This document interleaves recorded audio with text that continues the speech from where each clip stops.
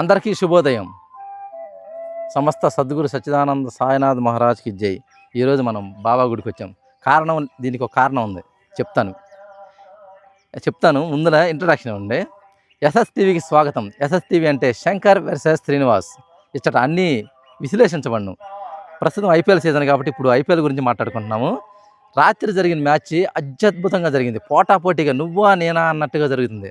ఆ మ్యాచ్ని చూసి ఆనందంలో చాలా సంతోషంగా ఉంది. మ్యాచ్ కూడా చాలా అద్భుతంగా జరిగింది. కాకపోతే ఏం జరిగిందంటే మనం ఎంచుకున్న జట్టు గెలిచింది. మనం ఎంచుకున్న జట్టు గెలిచినప్పుడు మనం ఎక్కడన్నా ఏదైనా లొకేషన్ చెప్పామనుకో, శంకర్ సచ్చినట్టు అక్కడ తీసుకెళ్లాల్సిందే. ఆడకి తీసుకెళ్ళి వీడియో చేయాల్సిందే. నేను ఈ బాబా గుడికి అని అడిగాను, తెచ్చాడు. ఏడి ప్రేమ పెట్టి వెళ్ళిపోయాడు.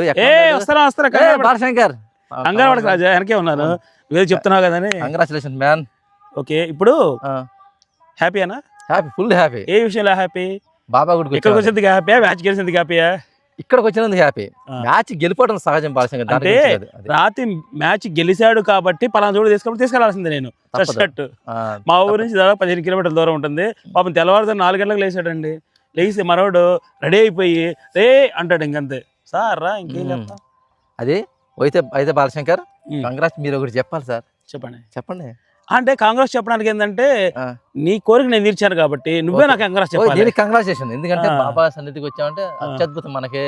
మన ఏరియాలో ఎట్టానికి లేదు, చాలా బాగా మంచిగా చేశారు. 116 అడుగులు ఎత్తైన విగ్రహం అండి, 116 అడుగులు. సో మనకు వచ్చేసి ఏంటంటే, చీరాల దగ్గర నుంచి మనం అక్కాయపాలెం రోడ్డు ఉంటుంది. ఆ రోడ్లో ముందుకు వస్తే ఇక్కడ నుంచి మనం ఓడరే వెళ్తాం అనమాట. అంటే మనకి కటారిపాలెం మీదుగా రోడ్ వెళ్తాం. అక్కాయపాలెం నుంచి ఒక 5 కిలోమీటర్ల లోపలికి ఉంటుంది. చాలా కాలం అయింది గుడి కట్టి. కాకపోతే ఏంటంటే, మనం ఎప్పుడైనా బీచ్కి వచ్చినప్పుడు కార్తీక మాసం సందర్భంలో ఎప్పుడైనా ఒక టూరిజం లాగా పిల్లలు అంటే ఫ్యామిలీలతో కలిపి ఇక్కడికి రావచ్చు అనమాట. నాకు చాలా ఇష్టం. అంటే ఇటువంటి ఓపెన్ ప్లేస్ చాలా బాగుంటుంది. సో శ్రీనివాస్ అడిగాడు, అనుకోకుండా నాకు కూడా స్వామివారి దర్శనం చేయించినందుకు మనస్ఫూర్తిగా కోరుకుంటూ, Srinivas wish all the best. రాత్రి మాత్రం మ్యాచ్ గెలిచావు. కానీ శ్రీనివాస్, నువ్వు వచ్చిన తర్వాత నా లక్కు మారింది అంటున్నారా? లక్కు కర్మ. రాత్రి గెలిచేట్టుగా ఉన్నాడు. అసలు నేను ఓడిపోయేట్టు ఉన్నా. శంకర్ అంటాడు, అదే శ్రీను రా రా రా అని ఫోన్ చేశాడు.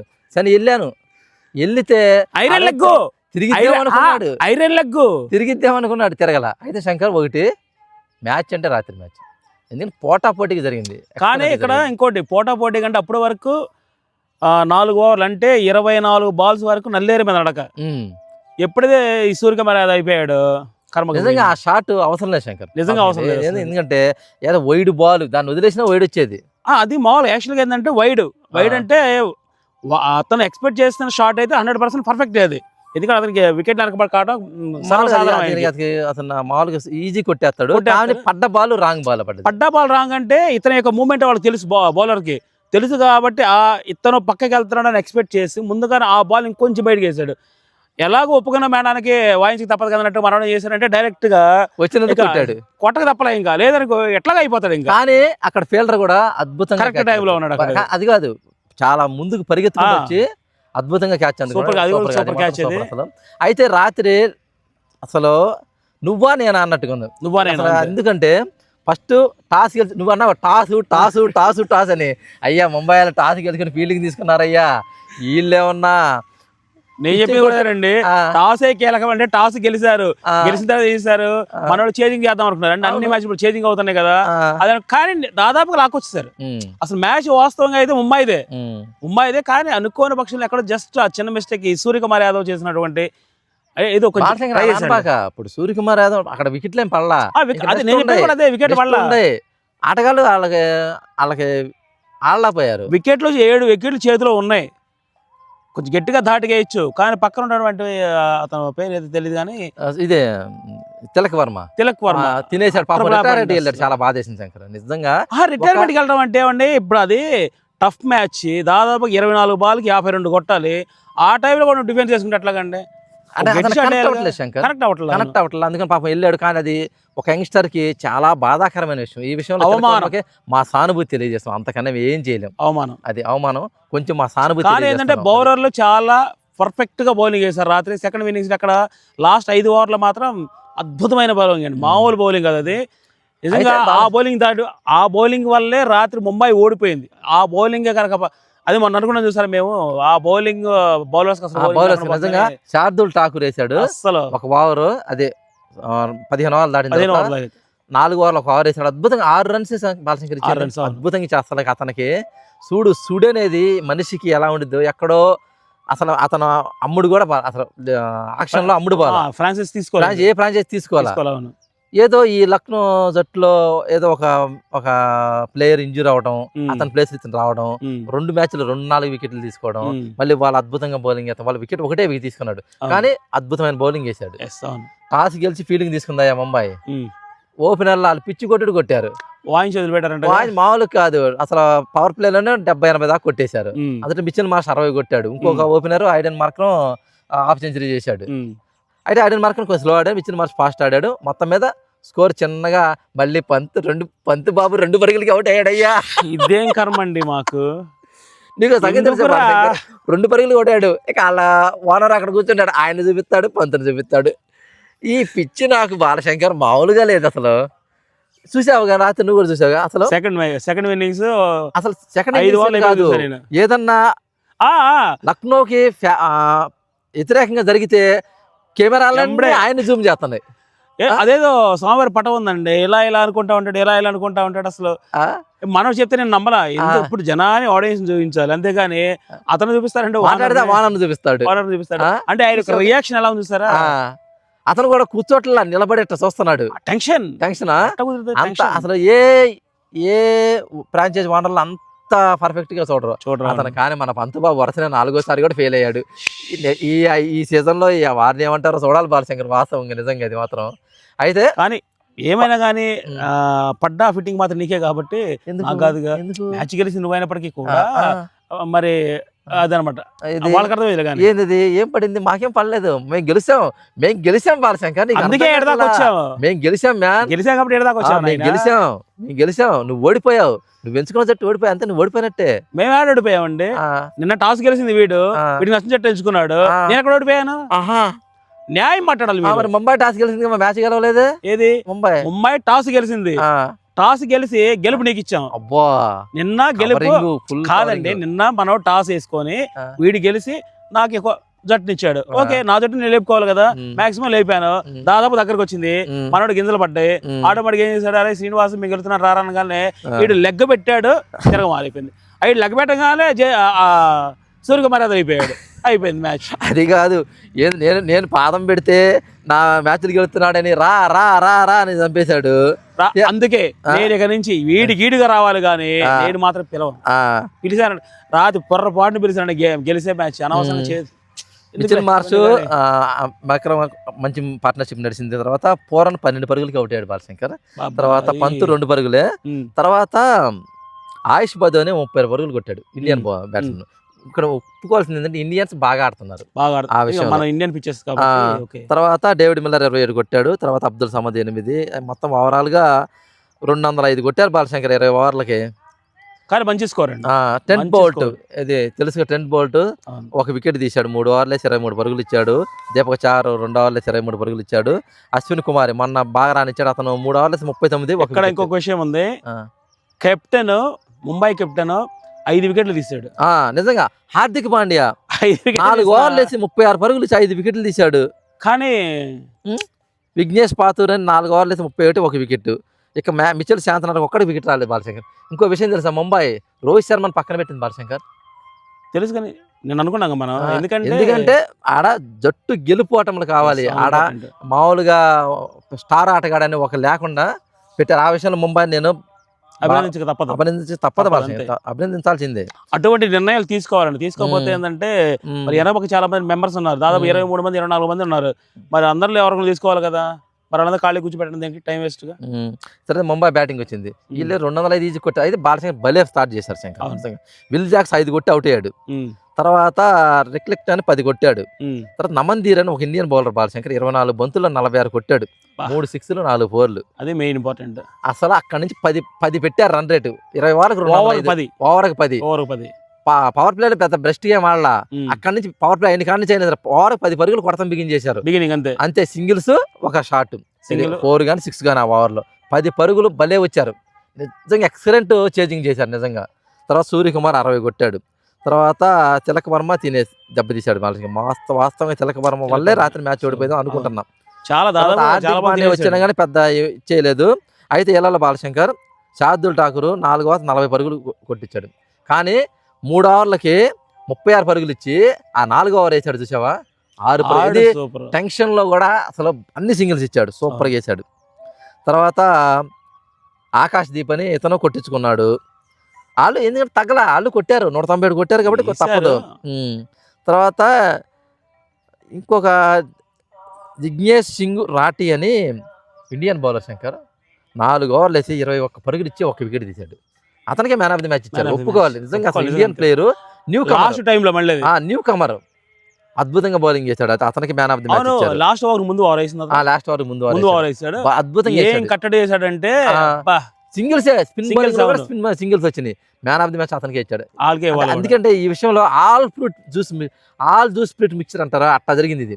అంటే అన్ని జ్యూసులు ఒక దాంట్లో మిక్చర్ చేసి మనం తాగుతుంటాం చూడు, అది చాలా అంతా బాగుండిద్ది. అలాగే బ్యాటింగ్ చేశారు, బౌలింగ్ పడింది, వాళ్ళు మంచి స్కోర్ కొట్టారు, వీళ్ళు మంచి రన్ రేట్ తో చేజింగ్ చేశారు. ఇది ముంబై వాళ్ళు కూడా ఏం తగ్గల. కాకపోతే ఒక సుడి స్టేడియంలో వాళ్ళు గెలవడానికి ఎక్కువ స్కోప్ ఉంది. సో అందుకే మనోడు ఏంటంటే కావాలని దాన్ని లక్కుగా తీసుకున్నాడు. వాళ్ళకి ఏదో చెప్పాను కదా, మన వాడు ఏ పట్టుకుంటే ఆ జట్టుకున్న దరిద్రం పోయి 7 నెంబర్ 1 గా సూపర్ హిట్ అవుతాడు. అందుకనే గతంలో కూడా కొన్ని జరిగాయి. నాకెందుకు మరి ఏది నేను వెళ్తే వాళ్ళకి లక్కు దరిద్రం పోయి లక్కు పడుతుందంట, మరి నాకు పట్టదు ఎందుకని? లక్ ఎందుకు పడుద్ది? ఇప్పుడు దరిద్రుడు ఏం చేస్తారంటే వాళ్ళ దరిద్రం తీసుకుంటాడు, అంతే తప్పించి లక్కులు మనకు పడవు. ఇప్పుడు పెద్ద పెద్ద బ్రాహ్మణ్స్ ఉన్నారండి, జాతకం చెప్పే ఉంటారు, వాళ్ళు జాతకం చెప్తానే ఉంటారు. కానీ వాడికి చెప్పుకున్న తెలియదు జాతకం, వీడి జాతకం ఎదురు వాళ్ళకి చెప్తాడు. అంటే నేను అంతే, నేనైతే ఎదుటి వాళ్ళకి మంచిదే గానీ నాకేమి లేదు, నీకుండదు. ఎందుకంటే ఆ తృప్తి నీకుంటది, అంతేగాని నాకేం జరగదు. లేకపోతే ఏదిరా అప్పుడు దాకా గెలవనోళ్ళు నువ్వు అడిగి పెట్టడం ఏంది, మన టాస్ చేసుకుని ఆదటి నువ్వు తీసుకోవడం ఏంది, వీళ్ళు గెలవడం ఏంది. మ్యాచ్ మాత్రం అద్భుతంగా అసలు ఆల్ ఫ్రూట్ మిక్స్ జ్యూస్ లాగా అద్భుతంగా అన్ని రకాలుగా బౌలింగ్ కానీ, బ్యాటింగ్ కానీ, ఫీల్డింగ్ కానీ, 2 జట్లు మంచిగాని ఒక చిన్న లక్ ఫ్యాక్టర్ తో లక్నోకి లక్ వచ్చేసి గెలిచారు. లక్ ఫ్యాక్టర్ కూడా అదే, నేను స్పష్టంగా చెప్తా, సూర్యకుమార్ యాదవ్ అదే వీళ్ళకి మలుపు తిప్పినటువంటి అది ఒక డిఫరెంట్ షాట్. నిజంగా గారు కనెక్ట్ అయిపోతే మాత్రం అది వికెట్ వెనక నుంచి వెళ్ళిపోయేది 4కి అది. సో అటువంటి షాట్ ఆయన చాలా సార్లు ఆడాడు కూడా, అది సరదాగా షాట్ వచ్చారు. అక్కడ ఏమైందంటే వైడ్ పడింది బాగా, వైడ్ బాల్ అదే, కానీ కొద్దిగా ఆఫ్ సైడ్ గా పడ్డట్టు అతను షాట్లు ఈజీ కొట్టేస్తాడు. వైడ్ బాల్ కొట్టేదానికి అది అంటే కనెక్ట్ వెనక్కి వెళ్ళాల్సింది పోయి అది కూడా స్లో బాల్ వచ్చింది, ఇంకా డిస్టెన్స్ కవర్ చేయలేకపోయింది. డిస్టెన్స్ కాదు, స్లో బాల్ వచ్చింది మళ్ళీ. ఇంకా అది అవును, 2 కలిసి వచ్చినాయి ఆటోమేటిక్ అది ముంబై వాళ్ళకి అది నిరాశ. కానీ ఇంకో విషయం, జనరల్ 4 పోయేది, కానీ ఫీల్డర్ చాలా లాంగ్ ఉన్నప్పటికీ కూడా దాన్ని చాలా ఫాస్ట్ అద్భుతంగా చేంజ్ చేసి క్యాచ్ పెట్టారు. ఫీల్డర్ మాత్రం ఏమైనా లక్కులో వాళ్ళకి లక్ ఉండి గెలిచారు, ముంబై వాళ్ళకి ఆ లక్కు లేకపోవడం వల్ల ఓడిపోయారు. మనకు లక్కు ఉంది, నాకు లక్కు ఉంది, నేను ఎంచుకున్న జట్టు కలిసింది, బాలశంకర్ లక్ లేదు. అట్టాగే మీరు కూడా మీ లక్కుని దేంట్లో పెట్టి పరీక్షించకండి, మీరు మ్యాచ్ చూడండి, ఎంటర్టైన్మెంట్ అవ్వండి, ఎంటర్టైన్ చేస్తారు వాళ్ళు. మళ్ళీ రాత్రి చూడు అద్భుతంగా మ్యాచ్, అసలు చూస్తుంటే నెక్స్ట్ బాల్ ఏమైంది అసలు ఎలా ఉంది బాలశంకర్? ఎంత నేను అప్పటికి చెప్పా, ఈ మనం ఏంటంటే అరే ఇంకేమన్నా మ్యాచ్ అయిపోయింది నేను ఏమన్నానంటే చివరి బాల్ చాలా టైం ఉందని చెప్పా. అద్భుతంగా నోరు జారి చెప్పానండి, చెప్పుకోవాలిగా, నోరు జారి చెప్పానండి. అరే ఇంకా చాలా టైం ఉంది రా బాబు, 24 బాల్ ఉంది, 54 స్కోర్ ఉంది, ఏం పర్లేదు ఇంకా నీకు ఛాన్స్ ఉంది కూర్చోరంటే, సరే వీడికి నమ్మకలేదు. ఎందుకంటే ఈజీ మ్యాచ్ అది, ఈజీ మ్యాచ్ పడ్డాయి బాలశంకర్, నిజంగా పడ్డాయి, 80 వికెట్లు ఉన్నాయి కదా, ఈజీ మ్యాచ్ అది అయిపోయింది అనుకున్నా. దానితో సూర్యకుమార్ యాదవ్ ఆడు కొట్టే షాట్ లేదని మెట్ట షాట్ మామూలుగా ఉండదు అనమాట, కొడితే లెగ్ షాట్ పోతే గ్రౌండ్ అద్భుతంగా ఆడాడు శంకర్. అంతే సూర్యకుమార్ క్లిక్ అయితే అంతే శంకర్, అట్లా తీసుకెళ్ళిపోతారు మ్యాచ్ ని. తెలియదు, నొప్పి తెలియకుండా వేస్తారంట, అట్టాగే నొప్పి తెలియకుండా తీసుకెళ్ళిపోతారు మ్యాచ్ ని. ప్రత్యర్థి జట్టుకు నొప్పి తెలిసే లోపు మ్యాచ్ అయిపోయింది. రాత్రి కూడా ఇంచుమించు అయిపోయేది శంకర్, దగ్గరకు వచ్చేసింది అది. కాబట్టి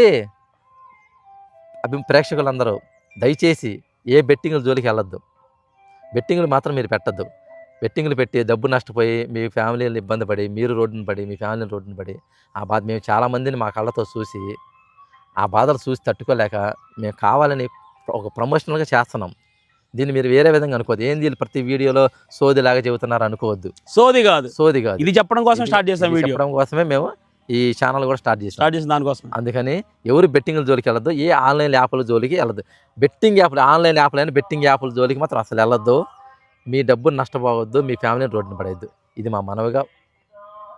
మేము చెప్పిన దానికి ఒక 2-3 మారినా కూడా వాళ్ళ జీవితాలు బాగుంటాయి. దయచేసి గమనించండి. సో మేము అనుకునేది మాత్రం శ్రీనివాస్ చెప్పినట్టుగానే బెట్టింగ్ల జోలికి వెళ్ళకండి, మీ జీవితాలు నాశనం చేసుకోకండి. సో ఎర్లీ మార్నింగ్ ఈరోజు మాత్రం ప్రత్యేకమైన ఒక ప్రదేశానికి వచ్చాం. శ్రీని కూడా ఇప్పుడు ఇలా గెలుస్తూ ఉండాలి, నన్ను ఒక ప్లేస్గా ఆదేశిస్తూ ఉండాలి. వీటితో పాటు నన్ను కూడా సోమవారి కంటే ఈయన ఒక్కొక్క రోజు ఒక్కొక్క రకంగా ఉంటుంది అనమాట. సో ఈరోజు మాత్రం మనవాడు ఏంటంటే శంకర్ చేయాలి చాలా రోజులు అయిపోయిందిరా, నేను కనుక గెలిస్తే పలానా చోట తీసుకెళ్ళన్నాడు. సోమవారం అనేదికే కదండి, వెళ్దాం రండి అని చెప్పేస్తాను. ఎలాగో మార్నింగ్ జాగింగ్ చేస్తూ ఉంటాం. ఆడియన్స్ కూడా ఏంటంటే ఒకే చోట కూర్చొని 4 గేదెల మధ్యలో మగ్గిపోయేదానికన్నా ఇలాంటి మంచి మంచి ప్లేసెస్కి వచ్చాం అనుకోండి, పుణ్యం పురుషార్థం. మీకు కంటెంట్ వస్తుంటే సబ్జెక్ట్ వస్తుంది. గాలి కూడా చూసావా అసలు ఎంత అసలు. యాక్చువల్గా మేము అనుకుంది ఏంటంటే ఈ రోజు బీచ్కి వెళ్దాం అనుకున్నాం. ఇక్కడ నుంచి మాకు బీచ్ ఇంకొక 7 కిలోమీటర్స్ ఉంది. బీచ్కి వెళ్ళిపోయి అక్కడ చేద్దాం అనుకున్నాం. కానీ ఈ రోజు కాదు, సండే రోజు దాని సంగతి మేము చూస్తాం. సండే రోజు కూడా బీచ్కి వెళ్ళి బీచ్లో అక్కడున్న అట్మాస్ఫియర్ చాలా బాగుంటుంది. చాలా అనగా రేపు ఎర్లీ మార్నింగ్ వెళ్ళాం అనుకుంటే బాగుంటుంది. పండగ శ్రీరామనవమి. శ్రీరామనవమి కదా. సరే తర్వాత మాట్లాడుకుందాం. Okay friends. సో అందరూ క్రికెట్ని ఎంజాయ్ చేయండి, అంటే క్రికెట్ చూడండి, మీరు దాన్ని ఆస్వాదించండి, అంతే తప్పించేసి బెట్టింగ్ జోలికి వెళ్ళకండి, మీ జీవితాలు నాశనం. ఏ బెట్టింగ్ యాప్లు కూడా ఆన్లైన్ బెట్టింగ్ యాప్లు మాత్రం దాని జోలికి వెళ్ళమాకండి, ఎందుకంటే అసలు కుటుంబాలు జరగబడిపోతున్నాయి అనమాట. సో ఇది ఎట్టి పరిస్థితిలో శ్రీనివాస్ మళ్ళీ గెలిచాడు. సో ఎప్పుడు ఇలా గెలుస్తూ ఉండాలని, అప్పుడు అంటే అస్తమానాన్ని ఓడించొద్దని చెప్పుకుంటూ ఏదో కదా స్వామివారి సన్నిధికి వచ్చాం కాబట్టి మాట నాకు అస్తమానం ఓడించండి. ఇందులో అసలు ఒకళ్ళు మాట ఇచ్చేదే లేదు. చేస్తున్నావు, నీకు నచ్చిన జట్టు నువ్వు తీసుకుంటున్నావు, నాకు నచ్చిన జట్టు నేను తీసుకుంటున్నాను, ఎవరు గెలిస్తే వాళ్ళు అంతే. దీని మీద ఇంకా మనం అస్తమానం ఓడించేది చెప్తున్నానండి. దీంట్లో నేను చేసింది ఏముంది బాలశంకర్, ఆటగాళ్ళది కాదు, అది ఒక లక్కుతో కూడుకుంది. ఏదైనా జీవితంలో లక్ అనేది ఉండాలి బాలశంకర్. అది నాకేమన్నా వీటిలో లక్ ఉంటుంది, జీవితంలో లక్ లేదు. ఏంతో ఇది మరి ఆ స్వామి వింటున్నావా? అది వింటున్నాడు. అది సరే. ముంబై ఇండియన్స్ మీద నువ్వు గెలిచినందుకు గాను. నేను కాదయ్యా, ముంబై ఇండియన్స్ మీద లక్నో జట్టు గెలిచింది. లక్నో జట్టు నేను ఎంచుకున్నందుకు కానీ, అంతేగా నేను లక్నో జట్టుని నా కావాలని ఏమో నేను ముంబై తీసుకుంటే వాళ్ళు ముంబై గెలిచేదేమో. అదే చెప్తుంది, ఎవరు చెప్తుంది అది. సుడి కాసేపట్లో మాత్రం రమ్మని చూడండి బాలశంకర్. ఒక్కడు వింటావా, ఒక్క మనిషి చేస్తాడు, ఒక్క మనిషి చేసే తప్పే, ఒక్క మనిషి చిన్న తప్పు చేస్తే అది భారీ భారీ మూల్యం చెల్లించుకుంటారని. అట్లాగే ఒక్క సూర్యకుమార్ యాదవ్ ఒక్క పాల్ షాట్ కొట్టి మ్యాచ్ ని మొత్తం పొడుగుపెట్టేసాడు. చక్కగా సాగిపోతుంది, నల్లేరు మీద నడకలాగా సాగిపోతుంది. ఒక్క కుదుపు అనమాట అది. అట్టాగే జీవితంలో ఎవరైనా ఒక్క తప్పు, చిన్న తప్పే జీవితాలు నాశనం అయిపోవడానికి కారణం. అది నేను అనుకున్న, నాకు తెలిసినంత జీవితం. నువ్వు చెప్పింది 100% నిజం. ఏదైనా సరే దేనికి భయపడకండి, మీరు చేసే పనిలో నిజాయితీ ఉన్నప్పుడు ఆ పని చేసుకోండి, మీ సంసారాలు నిలబెట్టుకోండి. Thank you so much. జై షిరిడి సాయిబాబా వారికి జై.